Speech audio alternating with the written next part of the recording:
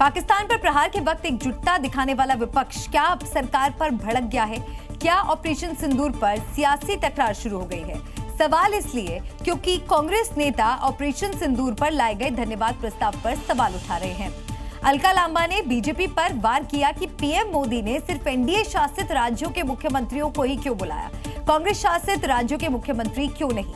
इसके जवाब में निशिकांत दुबे ने विदेश से ही सियासी मिसाइल दागकर पलटवार की कोशिश की, लेकिन पवन खेड़ा के डिफेंस सिस्टम ने कांग्रेस को डिफेंड कर लिया और उल्टे बीजेपी पर ही सवाल उठा दिया। कहा निशिकांत को विदेश भेजने वाले अल्पज्ञानी हैं, यानी सवाल सीधे सरकार पर। कांग्रेस के सीने में दर्द के पीछे ये तस्वीर है। तस्वीर में खड़े चेहरे और चेहरे के पीछे चल रही सियासत। कांग्रेस को इस बात का एतराज है कि जब पाकिस्तान पर अटैक के वक्त से हम साथ रहे तो ऑपरेशन सिंदूर पर सिर्फ एनडीए शासित राज्यों के सीएम ही क्यों बुलाए? बैठक में कांग्रेस और दूसरे दलों के सीएम क्यों नहीं बुलाए गए? क्या ये राजनीतिक रूप से विपक्ष को अलग थलग करने जैसा नहीं है? बैठकें बुलाई जा रही हैं तो सिर्फ खाना पूर्ति दिखावा और ढोंग है कि आप देश को एक रखने की बात करते हैं, लेकिन देश में जब आप मुख्यमंत्रियों को बुलाते हैं तो अपने राज्य के मुख्यमंत्रियों को बुलाकर बात कर रहे हैं। दूसरे राज्य के कांग्रेस के शासित या दूसरे हमारी क्षेत्रीय दलों के मुख्यमंत्रियों को बुलाना आप जरूरी नहीं समझ रहे, लेकिन वहीं पर विदेशों में ऑपरेशन सिंदूर पाकिस्तान की पोल खोलने के लिए आतंक की जो देश हरकतें कर रहा है उसके लिए जब आपको अपने ही सांसद लगता है कि सक्षम नहीं है विदेशी धरती पर जाकर पक्ष रखने में, तब आप कांग्रेस से नाम मांगते हैं। सिर्फ एनडीए के ही मुख्यमंत्रियों को क्यों बुलाया जा रहा है, बाकी देश के नहीं है? हम 22 अप्रैल से की रात से आपको लगातार कहते हैं साहब हम आपके साथ खड़े हैं, और आप एक बार भी आपने ये राजनीतिक परिपक्वता नहीं दिखाई कि विपक्ष को साथ लेकर चलने का वक्त है। निशिकांत विदेश में जाकर इंदिरा जी को गाली दे रहे हैं और ये प्रधानमंत्री सिर्फ एनडीए के मुख्यमंत्रियों को बुला रहे हैं। ये होती है राजनीतिक एकता क्या कांग्रेस से? जब विपक्ष से इतने सवाल उठ रहे हो तो सियासी तकरार बढ़ने से भला कौन रोक सकता है? लिहाजा दुबई से निशिकांत दुबे ने एक अलग ही मिसाइल दाग दी और ट्वीट कर सियासी अखाड़े में सीधे इंदिरा गांधी को लाकर खड़ा कर दिया, जिसके डिफेंस में पवन खेड़ा ने अल्प ज्ञान वाला प्रहार तो किया, लेकिन तब तक वॉर के वक्त की सियासी एकजुटता तार-तार हो गई। किस तरह का विमर्श? देश में सरकार वर्सेस विपक्ष का माहौल बन रहा है, लेकिन विदेश में विपक्षी नेता बखूबी अपना रोल निभा रहे हैं। पाकिस्तान की सच्चाई दुनिया के सामने लाने के लिए भारत से अलग अलग डेलीगेशन दुनिया के कई देशों में मौजूद हैं। इन डेलीगेशन में शामिल असदुद्दीन ओवैसी ने बहरीन में पाकिस्तान परस्त आतंकियों की तुलना ISIS से की, तो शशि थरूर ने न्यूयॉर्क में एकजुटता की मिसाल पेश की और बता दिया कि इस्लाम के नाम पर आतंक फैलाने वालों और उन्हें पालने वालों का असली मकसद क्या है। कैसे पाकिस्तान के आतंकी और ISIS का चेहरा अलग है लेकिन मकसद एक। In our opinion, there is no difference between these terrorist organizations in Pakistan and the ISIS Takfiri ideology. This we must remember. This is a menace to the whole humankind, and we have to put an end to it because they have used religion to justify killing of people, and the whole world knows that Islam has condemned terrorism. Quran has categorically stated that killing of one innocent person, the Quran has not said killing of one innocent Muslim, it said killing of one innocent person is like killing of whole humankind. अमेरिकी पत्रकारों और diplomat के सामने भी पाकिस्तान का घिनौना चेहरा बेनकाब किया गया और भारत ने आतंक के खिलाफ पूरी दुनिया को एक साथ उतारने की अपील की। हम चाहते हैं कि वो समझे कि इसमें एकजुटता की जरूरी है। हम सब एक साथ है इसमें, और हमें भी अमेरिका के जैसे दुनिया को एक रिजॉल्व दिखाना चाहिए कि हम बिल्कुल इस किस्म के आतंकवादी आक्रमण के खिलाफ हैं और हम एक्शन लेंगे। यानी एशिया से अमेरिका तक और सोवियत से सऊदी अरब तक पाकिस्तान में मौजूद आतंकी की फैक्ट्रीज का एक एक सबूत दुनिया को दिखाया जा रहा है और भारत की ओर से पूरी दुनिया को एक क्लियर मैसेज दिया जा रहा है। अगर आतंकी अटैक हुआ तो भारत चुप नहीं बैठेगा बल्कि घर में घुसकर मारेगा। पहलगाम आतंकी हमले के बाद से ही जम्मू कश्मीर में सुरक्षा एजेंसियां पूरी तरह से अलर्ट हैं। LOC के आसपास के इलाकों में बारीकी से छानबीन की जा रही है ताकि कहीं भी अगर आतंकी छिपे हुए हैं तो उनका खात्मा किया जा सके। घाटी में आतंकियों और उनके हमदर्दों पर सुरक्षा बलों की ताबड़तोड़ स्ट्राइक देखने को मिल रही है। LOC के पास सघन तलाशी अभियान चलाया जा रहा है। आतंकियों के साथ साथ उनके मददगारों को भी ढूंढा जा रहा है, जिससे उनके नापाक मंसूबे कभी कामयाब न हो पाए। आप देख सकते हैं जो भी जवान हैं वो काफ़ी सतर्क हैं किसी भी घुसपैठ कोशिश को रोकने के लिए, और साथ साथ में जो मिलिटेंटों की एक्टिविटीज़ अब सीमावर्ती इलाकों में देखने को मिल रही हैं। सुरक्षा बल लगातार हाईटेक हथियारों के साथ सर्च ऑपरेशन चला रहे हैं और इसमें सुरक्षा बलों को सफलता भी मिली है। जम्मू कश्मीर से अब तक 75 से ज्यादा आतंकियों के मददगारों को गिरफ्तार किया गया है। मतलब साफ है, घाटी में आतंक को जड़ से खत्म करने के लिए पूरा प्लान तैयार हो चुका है। तो इसी तरह से यहाँ केरन सेक्टर में भी ये ऑपरेशंस लगातार कुछ दिन से चल रहे हैं और किसी भी तरह की चुनौती का जवाब देने के लिए सीमा सुरक्षा बल या फिर सेना के जवान जो हैं वो काफ़ी सतर्क हैं। भारत के हमले में पाकिस्तान में तबाही मची, लेकिन पाकिस्तान ने नुकसान को न सिर्फ नकारा बल्कि जनता के सामने झूठ भी परोसा। पाकिस्तान एयरफोर्स की इंटरनल रिपोर्ट के मुताबिक भारत के हमले में इस्लामाबाद में सेंट्रल कमांड सेंटर पूरी तरह डैमेज हो गया। पाकिस्तान के 7 हवाई ठिकाने पूरी तरह ध्वस्त हो गए। इनकी मरम्मत के लिए टेंडर भी निकाला है। भारत के हमले में पाकिस्तान के हाई वैल्यू विमान भी डैमेज हुए हैं। एयरफोर्स का हेडक्वार्टर को भी भारी नुकसान हुआ है, इसके लिए भी टेंडर निकाला गया है और ये सभी टेंडर भारत के ऑपरेशन के बाद निकाले गए हैं। यानी पाकिस्तान ने भारत के हमलों में हुए नुकसान को नकारा। लेकिन पाकिस्तानी सरकार और फौज की पोल वहां की एयरफोर्स की इंटरनल रिपोर्ट में खोल दी। पाकिस्तान की वायुसेना की इंटरनल रिपोर्ट में खुलासा हुआ है कि भारत के हमले में कई हवाई ठिकाने तबाह हुए हैं। भारत के हमलों में रावलपिंडी में नूर खान एयरबेस तबाह हुआ। लोधरान में MM आलम एयरबेस को भारी नुकसान पहुंचा। कराची का फैजल एयरबेस पूरी तरह तबाह हुआ। सरगोधा के मुशाफ एयरबेस को नुकसान पहुंचा। कामरा का मिन्हास एयरबेस तबाह हुआ। कराची का मसरूर एयरबेस को नुकसान हुआ। इस्लामाबाद के कमांड सेंटर को पूरी तरह तबाह किया गया। इसके अलावा इंटरनल डॉक्यूमेंट में कई हाई वैल्यू विमानों के मरम्मत की भी बात की गई है, जिनमें AW139 helicopter, Dassault falcon, DA-20 electronic युद्ध जेट शामिल है, जो भारत के हमले में बुरी तरह से डैमेज हुए हैं। इंटरनल डॉक्यूमेंट में कई हाई वैल्यू विमानों के मरम्मत की भी बात की गई है। जहां जहां नुकसान हुआ है, पाकिस्तानी एयरफोर्स ने उसकी मरम्मत के लिए टेंडर निकाले हैं। इसके अलावा भी पाकिस्तान वायुसेना ने अलग अलग एयरबेस में नुकसान की भरपाई के लिए भारी भरकम सामानों की लिस्ट भेजी है, जिससे पता चलता है कि हालांकि भारतीय ऑपरेशन काफी सीमित था, फिर भी पाकिस्तान वायुसेना को काफी नुकसान पहुंचा है। अगर भारत पूरी ताकत के साथ हमला करता तो पाकिस्तान का नामो निशान तक मिट जाता। पाकिस्तान पीठ पर छुरा घोंपने के लिए यूं ही बदनाम नहीं है। चंद दिन पहले जिस अमेरिका ने IMF से फंड दिलवाया, जिस अमेरिका ने भारत को पलटवार से तबाह होते पाकिस्तान को बचाया, अब वही पाकिस्तान अमेरिका पर गंभीर आरोप लगा रहा है। यानी पाकिस्तान का बयान, चीन की जुबान, कम से कम नापाक देश के रक्षा मंत्री को सुनकर तो यही लगता है। अब सवाल यह है कि पाकिस्तान में इतनी हिम्मत कहां से आ गई कि अमेरिका को आंख दिखाए। क्या चीन के इशारे पर अमेरिका को आंख दिखा रहा है पाकिस्तान? क्या पाकिस्तानी नेताओं का रिमोट जिनपिंग के हाथ में? जाहिर सी बात है, जवाब हाँ ही होगा, क्योंकि चीन के हाथों बिक चुके पाकिस्तान के पास अब रास्ता ही क्या बचा है। ऑपरेशन सिंदूर में भारत से पिटने वाले पाकिस्तान के खिलाफ अब अफगानिस्तानियों ने मोर्चा खोल दिया है, जिससे पाकिस्तानी हुक्मरानों की टेंशन बढ़ गई है। क्योंकि पाकिस्तान के खिलाफ अफगानिस्तान में जबरदस्त प्रदर्शन हो रहा है। अफगानी सड़क पर उतर आए हैं और पाकिस्तान के खिलाफ नारेबाजी कर रहे हैं। सड़क पर हजारों पख्तून प्रदर्शनकारियों ने डेरा डाल रखा है। पाकिस्तान के खिलाफ अफगानियों के इस हल्ला बोल में बच्चे, बूढ़े, जवान, हर तबके के लोग शामिल हैं।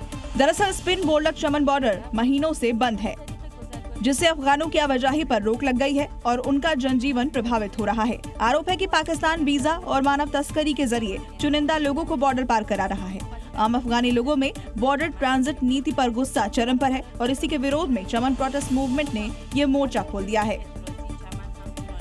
वक्फ कानून को लेकर अभी टकरार खत्म नहीं हुई है। तेलंगाना की राजधानी में AIMIM चीफ की अपील का असर दिखा। यहाँ सैकड़ों की संख्या में लोग सड़कों पर उतरे और वक्फ कानून के खिलाफ प्रदर्शन किया। दरअसल अभी कुछ दिन पहले मोबाइल की फ्लैश लाइट जलाकर प्रदर्शन, उसके बाद वक्फ कानून के लिए घरों की लाइट बंद करके प्रोटेस्ट, और अब इसके बाद हैदराबाद में लोगों ने ह्यूमन चेन बनाकर वक्फ कानून का विरोध जताया। चार मीनार आज फिर सुर्खियों में है, लेकिन इस बार वजह विरासत नहीं बल्कि विरोध है। वक्फ कानून के लिए AIMIM ने मोर्चा खोल दिया है। सड़क से संसद तक विरोध की लहर उठ चुकी है और अब यहाँ वो लहर जनसैलाब बन गई, जिसमें AIMIM के छोटे भाईजान यानी अकबरुद्दीन ओवैसी दिख रहे होंगे। चार मीनार से लेकर चंद्रयान गुट्टा तक ह्यूमन चेन बना के विरोध जताया गया। AIMIM नेता, कार्यकर्ता, समर्थक और आम लोग काली पट्टी बांधकर सड़क पर उतर आए, जिसमें पुरुषों ने ही नहीं बल्कि महिलाओं ने भी बढ़ चढ़कर हिस्सा लिया, जैसा आप देख ही रहे होंगे। ह्यूमन चेन के जरिए प्रदर्शनकारियों ने वक्फ कानून के खिलाफ एकजुटता दिखाई और इसके जरिए सरकार को सीधा मैसेज दिया गया, वक्फ कानून वापस लो वरना विरोध प्रदर्शन और तेज होगा। लालू यादव के बड़े बेटे और आरजेडी नेता तेज प्रताप यादव के साथ खेला हो गया। किसी ने उनका सोशल मीडिया अकाउंट हैक कर लिया। हैकिंग की बात उन्होंने खुद बताई, लेकिन तब तक एक के बाद एक उनकी कथित गर्लफ्रेंड के साथ कई तस्वीरें लीक हो गई। दरअसल तेज प्रताप यादव की पहचान एक सोशल मीडिया स्टार के रूप में भी है। सोशल मीडिया के 4 अकाउंट पर ही उनके 31,49,000 फॉलोअर्स हैं। लेकिन शनिवार को उनके सोशल मीडिया अकाउंट पर कथित गर्लफ्रेंड के साथ तस्वीरें सामने आ गई, जिसके बाद हंगामा मच गया और तेज प्रताप यादव को खुद ट्वीट कर इस पर सफाई देनी पड़ी। उन्होंने एक्स पर पोस्ट कर लिखा कि मेरे सोशल मीडिया प्लेटफॉर्म को हैक एवं मेरी तस्वीरों को गलत तरीके से एडिट कर मुझे और मेरे परिवार वालों को परेशान और बदनाम किया जा रहा है। मैं अपने शुभचिंतकों और फॉलोअर्स से अपील करता हूं कि वे सतर्क रहें और किसी भी अफवाह पर ध्यान न दें।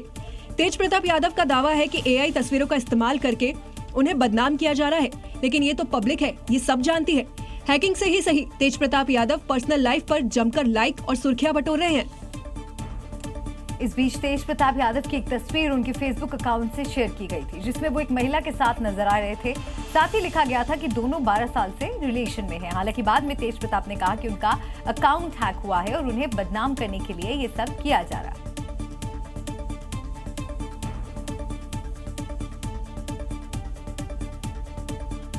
के फैसले और निर्णय, क्योंकि वो अडल्ट हैं, बड़े हैं, उनको अधिकार है, वो अपना निर्णय क्या उनका सही होगा, क्या नुकसान होगा, ये अपना निर्णय वो खुद लें।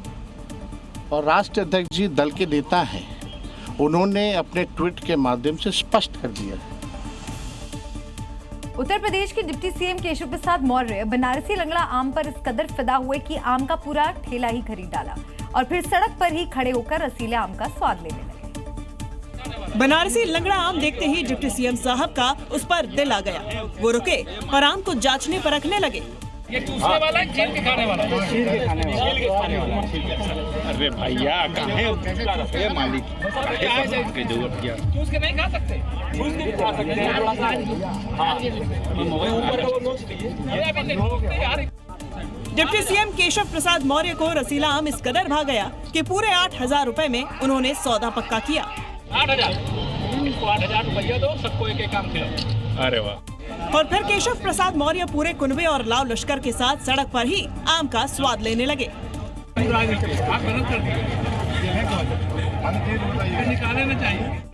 केशव मौर्य ने राष्ट्रीय महामंत्री सुनील बंसल, काशी मेयर अशोक तिवारी के साथ सड़क पर खड़े होकर ही आम खाए। इस दौरान बीजेपी प्रदेश अध्यक्ष भूपेंद्र चौधरी भी उनके साथ थे। दरअसल ऑपरेशन सिंदूर की सफलता पर बनारस में तिरंगा यात्रा निकाली गई, जिसमें डिप्टी सीएम केशव प्रसाद मौर्य और बीजेपी के कई नेता शामिल हुए। यात्रा के दौरान डिप्टी सीएम की नजर आम के ठेले पर पड़ी और वो खुद को रोक नहीं पाए और सड़क पर ही खड़े होकर मीठे और रसीले आम का स्वाद लेने लगे। उत्तर प्रदेश के संभल में अवैध अतिक्रमण के खिलाफ प्रशासन के बुलडोजर एक्शन से लोग इस कदर खौफ में हैं कि नुकसान से बचने के लिए अब खुद ही अवैध निर्माण को तोड़ना शुरू कर दिया है। चंदौसी चौराहे पर अवैध दुकानों और मकानों को तोड़ने के लिए प्रशासन का बुलडोजर गरजा, तो लोग इस कदर डर गए कि वो खुद अपने घरों दुकानों पर हथौड़ा चलाते नजर आ रहे हैं। चंदौसी चौराहे के आसपास पालिका प्रशासन ने 50 से ज्यादा अवैध दुकानों और मकानों को चिन्हित किया है, जिन्हें बुलडोजर चलाकर गिराने की तैयारी थी, लेकिन लोगों ने खुद ही अपने घरों पर हथौड़ा चला दिया। दरअसल चंदौसी चौराहे पर राजपूत राजा पृथ्वीराज चौहान की प्रतिमा लगाने की योजना है। साथ ही रोड के चौड़ीकरण के लिए प्रशासन अतिक्रमण के खिलाफ 6 दिन से अभियान चला रहा है। अतिक्रमण की जद में आने वाली दुकानों और मकानों को खाली कराने के बाद ध्वस्त कराया जा रहा है। ऐसे में कई लोगों ने नुकसान से बचने के लिए खुद ही अतिक्रमण तोड़ना शुरू कर दिया। कोरोना गया नहीं था, वो बस छिपा बैठा था और अब उसने फिर से दस्तक दे दी है, जिसके चलते भारत में कोरोना के एक्टिव केसेस की संख्या बढ़ रही है। दिल्ली, नोएडा, गाजियाबाद, मुंबई जैसे बड़े शहरों में वायरस फिर से घूम रहा है। ये कोई सामान्य वायरस नहीं, बल्कि कोरोना का नया वेरिएंट JN.1 है, जो अब लोगों की जान भी ले रहा है। स्वास्थ्य विभाग के मुताबिक जिसका पहला केस कर्नाटक की राजधानी बेंगलुरु से सामने आया, जहां एक मरीज की मौत हुई और रिपोर्ट कोरोना पॉजिटिव निकली। बीते दिन शनिवार को 23 नए कोरोना केस सामने आए। महाराष्ट्र में 8, राजस्थान और कर्नाटक में 5, उत्तराखंड और हरियाणा में 3, मध्य प्रदेश में 2 नए केस सामने आए। अब देश में कोरोना के एक्टिव केस की संख्या 363 पहुंच गई है। देश भर में बढ़ते मामलों के बीच केंद्रीय स्वास्थ्य सचिव ने समीक्षा बैठक की। इस बैठक में Indian council of medical research, स्वास्थ्य अनुसंधान विभाग, DGHS और NCDC के अधिकारी भी शामिल हुए। उधर कोरोना के बढ़ रहे केस के बीच लोगों की लापरवाही भी देखने को मिल रही है। बाजारों में भीड़ है, पब्लिक प्लेस में मास्क पहनना अब सिर्फ एक औपचारिकता बन गया है और यही वजह है कि वायरस को फिर से फैलने का पूरा मौका मिल रहा है। 2020 से लेकर 2022 के बीच कोरोना ने पूरी दुनिया में कहर बरपाया। ऐसे में स्वास्थ्य विभाग पहले से ही तैयारियों में जुट गया है। विशेषज्ञों ने लोगों को सतर्कता बरतने की सलाह दी है। ये ओमिक्रॉन वायरस का ही एक वेरिएंट है जो इस समय आया है, पर ऐसा नहीं है कि सारे के सारे वही हैं, बट कोरोना वायरस है और उसमें ये ओमिक्रॉन वेरिएंट ज़्यादा एक्टिव है। भारत इतिहास रचते हुए दुनिया की चौथी सबसे बड़ी अर्थव्यवस्था बन गया है और अब भारतीय अर्थव्यवस्था जापान से भी बड़ी हो गई है। अब केवल अमेरिका, चीन, जर्मनी ही भारत से आगे है। नीति आयोग के CEO BVR सुब्रमण्यम ने ये जानकारी दी है कि भारत आधिकारिक तौर पर जापान को पीछे छोड़कर दुनिया की चौथी सबसे बड़ी अर्थव्यवस्था बन गया है। We are the 4th largest economy as I speak. We are a $4 trillion economy as I speak, and this is not my data. This is IMF data. Bharat ने ये उपलब्धि अपनी इकोनॉमिक पॉलिसी के कारण हासिल की है। इंटरनेशनल मॉनेटरी फंड यानी IMF के आंकड़ों का हवाला देते हुए सुब्रमण्यम ने बताया कि भारत की अर्थव्यवस्था अब $4 ट्रिलियन की है। नीति आयोग के मुताबिक अगर भारत अपनी योजना और सोच विचार पर टिके रहे तो आने वाले 3 वर्षों में हम तीसरी सबसे बड़ी अर्थव्यवस्था बन जाएंगे। लेकिन नीति आयोग के इस बयान के बाद राजनीतिक प्रतिक्रिया का दौर शुरू हो गया है। ये मोदीनॉमिक्स की बहुत बड़ी जीत है कि आज भारत फास्टेस्ट ग्रोइंग इकोनॉमी भी है और अब जापान को पीछे छोड़कर दुनिया की सबसे चौथी बड़ी इकोनॉमी बन चुका है। बीजेपी ने जहां इसे PM नरेंद्र मोदी का विजन और दुनिया में भारत की बढ़ती ताकत बताया, तो वहीं विपक्षी दल नीति आयोग की रिपोर्ट पर ही सवाल उठा रहे हैं। अर्थव्यवस्था आम नागरिक को तब बेहतर समझ में आती है जब तरक्की और खुशहाली हर घर तक पहुंचे। हंगर इंडेक्स का क्या होता है? आप समावेशी विकास के सूचकांक पर कहां पाते हैं? आय की असमानता क्यों इतनी बढ़ रही है? ये सारी चीजें एक ट्रैजेक्टरी पे चलनी चाहिए। बहरहाल ये हर भारतीय के लिए गर्व का क्षण है और इस बात का संकेत भी है कि वो दिन दूर नहीं जब सबसे आगे होंगे हिंदुस्तानी। मध्य प्रदेश के कटनी में मंदिर के सामने बनी दीवार को लेकर बवाल हो गया। दरअसल यहाँ लंबे वक्त से मंदिर के सामने बनी दीवार को हटाने की मांग हो रही थी, जिसके बाद VHP कार्यकर्ता दीवार को तोड़ने पहुंच गए। विश्व हिंदू परिषद के कार्यकर्ता हाथों में हथौड़े लेकर दीवार तोड़ने लगे। पुलिस के सामने विश्व हिंदू परिषद के कार्यकर्ता जय श्री राम के जयकारों के साथ ही दीवार तोड़ने की कोशिश करते नजर आए।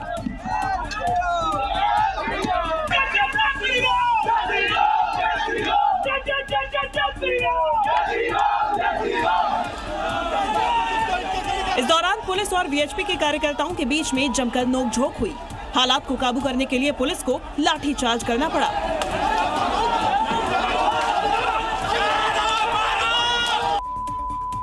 पुलिस ने लाठीचार्ज करते हुए कार्यकर्ताओं को तितर-बितर किया। पुलिस के लाख समझाने के बाद भी कार्यकर्ता नहीं माने, जिसके बाद पुलिस को वाटर कैनन का इस्तेमाल करना पड़ा। पुलिस की कार्रवाई से नाराज विश्व हिंदू परिषद के कार्यकर्ताओं ने पुलिस प्रशासन के खिलाफ जमकर नारेबाजी की। बता दें कि 2015-16 में रेलवे ने मंदिर के सामने ये दीवार बनाई थी।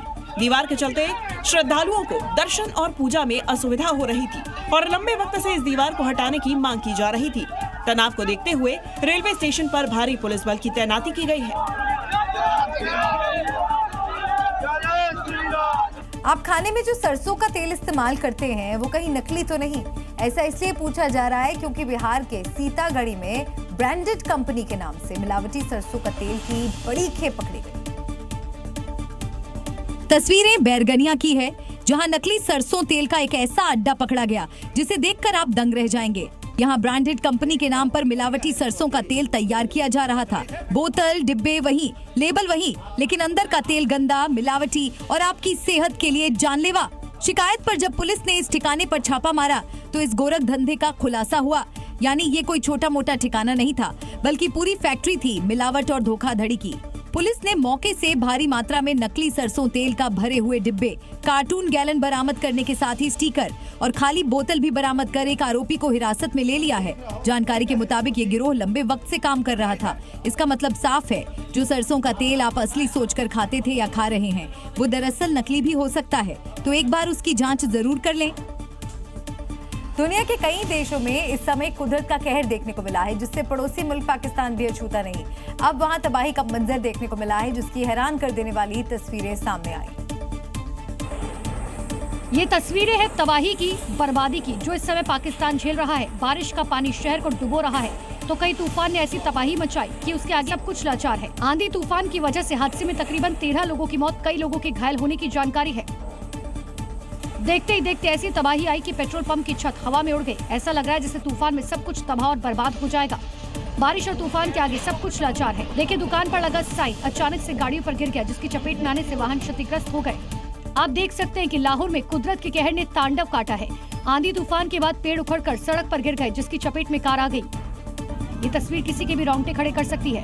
पाकिस्तान में भयंकर तूफान के कारण ये विमान फंसा और टर्बुलेंस की चपेट में आ गया। इस दौरान तो विमान में बैठे सभी यात्रियों की जान हलक में आ गई। देखिए कैसे विमान में बैठे लोग डरे हुए हैं। जिस मुल्क ने आतंक को हथियार बनाया, अब वो आंधी तूफान के आगे घुटनों पर है। आधी रात को हुई तेज बारिश से राजधानी दिल्ली का सिस्टम एक बार फिर पूरी तरह डूबा नजर आया। आलम यह रहा कि सड़कों पर बसें, कार, ऑटो सब कुछ डूबे नजर आए। सबसे पहले दिल्ली के कैंट इलाके की तस्वीर देखिए। बारिश के बाद अंडरपास पूरी तरह से जलमग्न हो गया और इस पानी में बस और एक कार पूरी तरह से डूब गई। जरा सी बारिश के बाद पानी इतना भर गया कि कार की तो सिर्फ छत ही नजर आई, जबकि बस भी आधी डूब चुकी थी। अभी धौलाकुआं इलाके की तस्वीरें देखिए। ऐसा लग रहा है पूरे दिल्ली का पानी इस अंडरपास में आकर जमा हो गया। पानी में बस आधी डूब चुकी है और कार का तो सिर्फ ऊपर का हिस्सा दिखाई दिया। अगली तस्वीर दिल्ली के महिपालपुर से सामने आई। तेज बारिश के बाद यहाँ अंडरपास तालाब बन गया। कुछ गाड़ियां पानी में निकलने के लिए जद्दोजहद करती हुई दिखाई दी, तो कुछ गाड़ियां पानी में डूबकर खराब हो गई। कार सवार लोग किसी तरह से अपनी जान बचाकर निकले। द्वारका इलाके में भी बारिश के बाद कुछ ऐसी ही तस्वीरें सामने आई। पानी भरने की वजह से कुछ गाड़ियां अंडरपास में खराब हो गई। अब इस ऑटो वाले को देखिए। सवारियों से भरा ऑटो पानी में निकालने की कोशिश कर रहा था, लेकिन अंडरपास के बीचों बीच ऑटो बंद हो गया। कड़ी मशक्कत के बाद सवारियों को सुरक्षित बाहर निकाला गया।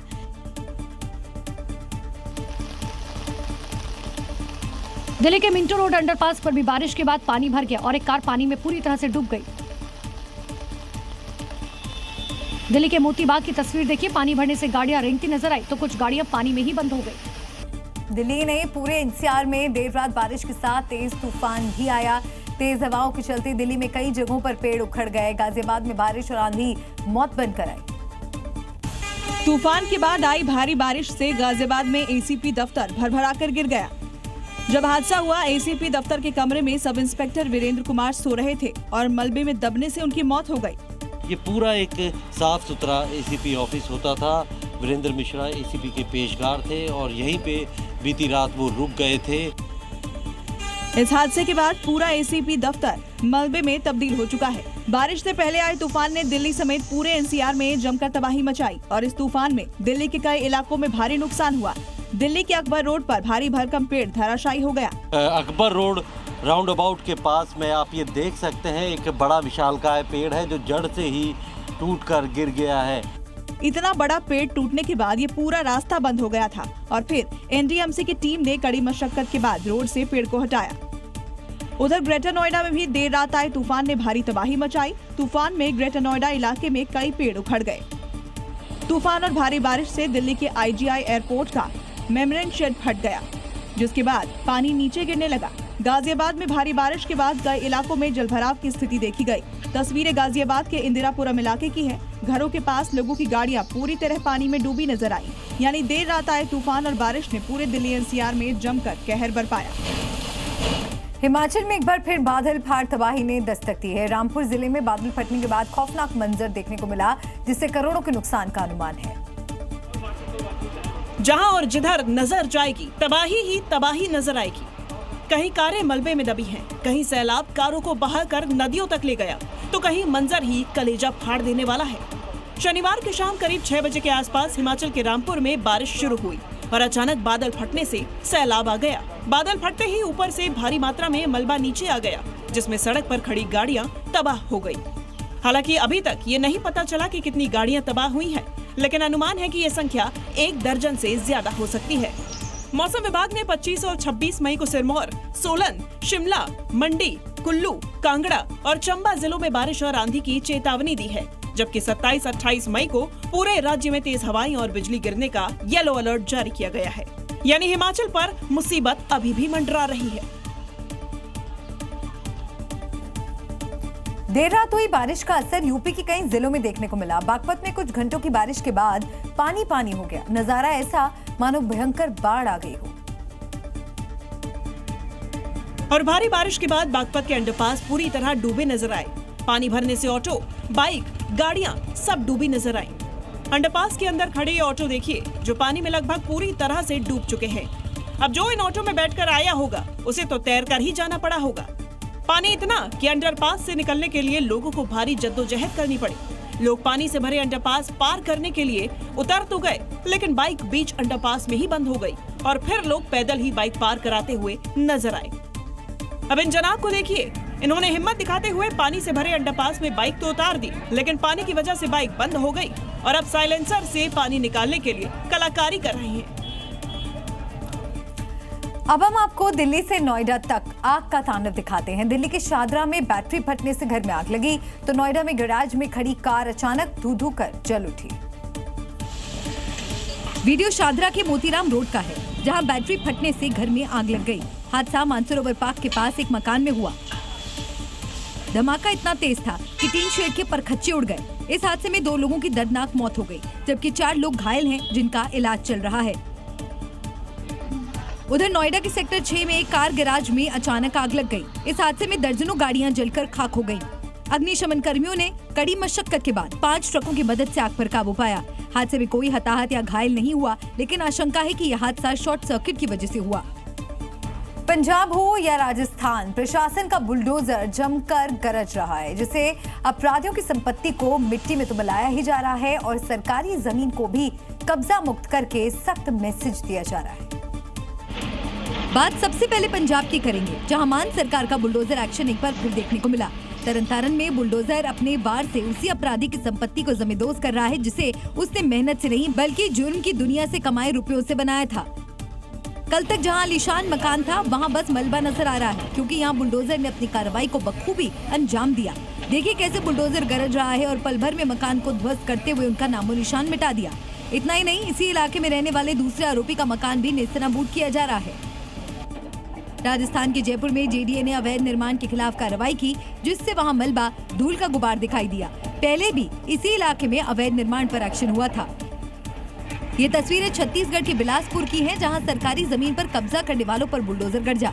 दरअसल शहर के बीच नगर निगम के साथ ही नजूल की जमीन है, जिस पर लोगों ने कब्जा करके अवैध निर्माण कर लिया था। मामले की जानकारी होने पर प्रशासन की टीमों ने जिसे बुलडोजर दिल्ली के सुल्तानपुरी में हत्या का सनसनीखेज मामला सामने आया है। एक शख्स को पंचायत में बुलाया जाता है, विवाद बढ़ने पर उसे इतना पीटा गया कि शख्स की मौत हो गई। मृतक की पहचान रिशाल राठौर के रूप में हुई। दरअसल भाई बहन के विवाद को लेकर कुछ लोगों ने पंचायत बुलाई थी और मृतक रिशाल राठौर को भी पंचायत में बुलाया गया था, लेकिन पंचायत के दौरान विवाद हुआ तो कुछ लोगों ने रिशाल राठौर को बुरी तरह पीट दिया और उसकी मौत हो गई। घटना के बाद परिवार में मातम पसरा हुआ है। परिजनों ने पंचायत के कुछ लोगों पर हत्या का आरोप लगाया है। घर से बुलाया था उन्होंने, तो घर से दोपहर का टाइम था, 10 साढ़े 10 11 बजे का टाइम था, बुला ले पंचायत के अंदर। अब राम जाने पता क्या बात हुई थी, वो तो हमें पता नहीं है। 5-4 मिनट के अंदर ऐसा काम करा उन लोगों ने कि टारगेट ऐसा करा, पिताजी को मार ही दिया। रिशाल राठौर किसी अन्य का विवाद सुलझाने पंचायत में पहुंचे थे, लेकिन उन्हें ये नहीं पता था कि ये पंचायत उनकी ही सांसें छीन लेगी। ये घटना कोई गांव देहात इलाके की नहीं है, बल्कि राजधानी दिल्ली की है। न कानून का डर, न पुलिस का खौफ, और इसी खूनी पंचायत ने रिशाल राठौर को मौत के घाट उतार दिया। उत्तर प्रदेश के मुजफ्फरनगर में उस वक्त हंगामा हो गया जब एक शख्स कार की बोनट पर चढ़ गया और बीच बाजार कार सड़क पर चलती रही। घटना का वीडियो सामने आया है। ये देखिए, कार की बोनट पर शख्स आराम से बैठा है। सड़क पर भीड़-भाड़ है और लोग ये ड्रामा देख रहे हैं। हैरानी की बात यह है कि कुछ देर बाद कार चलने लगी, लेकिन शख्स कार की बोनट पर ही बैठा रहा। काफी देर तक बीच सड़क पर यह हंगामा चलता रहा, लेकिन जब ट्रैफिक पुलिस ने कार को रोका तो मामला सामने आया। बेईमान मेरे सामने रख के मेरे पे चेक रखा, मेरा चेक रखा, बेईमान जानकारी के मुताबिक मामला पैसे के लेन देन से जुड़ा है। पैसे के लेन देन को लेकर ही शख्स कार के बोनट पर बैठा, लेकिन ड्राइवर कार चलाता रहा और शख्स बोनट पर चिपका रहा। लखनऊ के सीबीआई दफ्तर में हुए धनुष बाण हमला आपको याद होगा। इस हमले का अब सीसीटीवी फुटेज सामने आया है, जिसमें आरोपी पर एएसआई पर तीर चलाते हुए दिखाई दे रहा है। तस्वीरों में देखिए, सीबीआई दफ्तर के अंदर चीख पुकार मची हुई है। दफ्तर के गेट पर आरोपी हाथ में धनुष तीर लिए खड़ा है। एएसआई वीरेंद्र सिंह ऑफिस के गेट पर ही खड़े हैं। जैसे ही वो गेट से थोड़ा बाहर जाते हैं तो उन पर तीर से हमला हो जाता है, जिसके बाद एएसआई वीरेंद्र कुमार अपना पेट दबाए दर्द से तड़पते नजर आ रहे हैं। आरोपी भी धनुष तीर लेकर गेट के अंदर दाखिल हो जाता है। आरोपी शख्स धनुष में तीर लगाकर अगले हमले की तैयारी कर रहा है। आरोपी के सीबीआई ऑफिस में दाखिल होने के बाद वहां अफरा तफरी मच गई। लोग उससे डरकर भागने लगे। उससे बचने के लिए कुर्सियों से हमला करते हैं, जिसके बाद कुछ लोग आरोपी को दबोच लेते हैं और लाठी डंडों से उसकी पिटाई करते हैं। सूरज नहीं होने से और किसी को नुकसान पहुंचा। सरफिरे के हमले में घायल एएसआई को सिविल अस्पताल में भर्ती कराया गया। फिलहाल पुलिस कर्मी की हालत स्थिर बनी हुई है। पुलिस टीम आरोपी से पूछताछ कर रही है। आरोपी का नाम दिनेश मुर्मू है। जानकारी के मुताबिक आरोपी 1993 में रेलवे ट्रैप में फंसा था। उसी मामले में आरोपी को रेलवे से निकाला गया था। रेलवे में हुए ट्रैप के मामले में तत्कालीन समय सीबीआई ने मुकदमा दर्ज कराया था। अब तक आपने दूल्हों का स्वागत देखा होगा, नेताओं का स्वागत देखा होगा, लेकिन मध्य प्रदेश के मुरैना में बेहद अनोखा मामला सामने आया है, जहां लोगों ने ढोल नगाड़े के साथ ट्रांसफॉर्मर का ग्रैंड वेलकम किया। आपको पूरा मामला बताएंगे, लेकिन जरा ढोल नगाड़े, इस जश्न और वहां मौजूद लोगों को देखिए। इन्हें देखकर आपको ऐसा लग रहा होगा कि जैसे ट्रांसफॉर्मर नहीं आया, बल्कि किसी की बारात आई हो।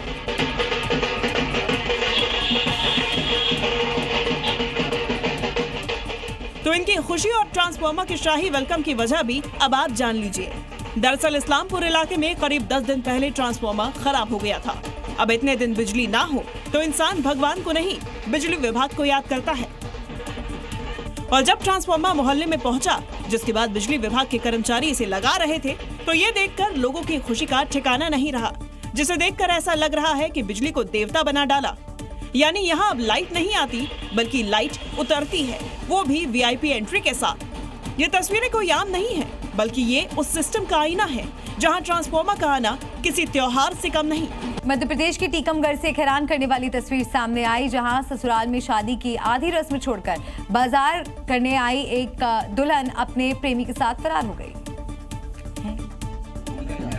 दरअसल ये मामला पलेरा थाना क्षेत्र के टोरिया गांव का है, जहां गांव के ही 2 दलालों ने 80,000 रुपए लेकर एक शादी तय कराई। 22 मई को दलालों ने पड़ोसी बलराम कुशवाहा की शादी पचवारा की काजल कुशवाहा से करा दी। दुल्हन 23 मई को सुबह ससुराल पहुंची, जहां ससुराल में शादी की रस्में शुरू हुई। इसी बीच दुल्हन बाजार से शॉपिंग करने की जिद करने लगी। सोने चांदी के जेवरात से सजी दुल्हन को लेकर ससुराल वाले बाजार पहुंचे, लेकिन इस बीच मौके देखकर दुल्हन अपने प्रेमी के साथ बाइक से फरार हो गई। ये नजारा देखकर ससुराल वाले सन्न रह गए। पहले तो किसी को यकीन नहीं हुआ कि दुल्हन ऐसा कर सकती है, लेकिन जब कुछ देर तक ढूंढने पर भी उसका कोई पता नहीं चला, तो पुलिस में शिकायत की गई। फिलहाल पुलिस ने दुल्हन और उसके साथ फरार हुए युवक की तलाश शुरू कर दी है। ध्वनि प्रदूषण को लेकर प्रशासन लगातार कार्रवाई कर रहा है। ताजा मामला बीकानेर का है, जहां ट्रैफिक पुलिस ने मॉडिफाइड साइलेंसर रोड रोलर चलवाकर साइलेंट कर दिया। ये तस्वीरें उसी की गवाह है, जहां ट्रैफिक पुलिस ने ध्वनि प्रदूषण के खिलाफ कार्रवाई को अंजाम दिया। वीडियो में देखा जा सकता है कि बाइकों से निकाले गए मॉडिफाइड साइलेंसर पर रोड रोलर चलाया जा रहा है। इसी तरह की कार्रवाई के दौरान पुलिस ने करीब 140 साइलेंसर पर रोड रोलर चलाकर उन्हें नष्ट कर दिया। इतना ही नहीं, 50 प्रेशर हॉर्न को भी मौके पर चकनाचूर किया। और ये सब दिन के उजाले में पुलिस ने सबके सामने किया और ये कड़ा संदेश भी दिया, अगर मॉडिफाइड साइलेंसर और प्रेशर हॉर्न बाइक में लगते रहेंगे तो पुलिस भी ऐसे ही कार्रवाई करती रहेगी। इन धमाके वाले साइलेंसर से आए दिन लोग वाहन चलाते वक्त डर जाते हैं और दुर्घटना का शिकार हो जाते हैं। वहीं इनके धमाकों की आड़ ने कई बार फायरिंग की घटना को लेकर भी अफवाहें फैल जाती हैं, जिसके बाद ट्रैफिक पुलिस ने इस कार्रवाई को अंजाम दिया।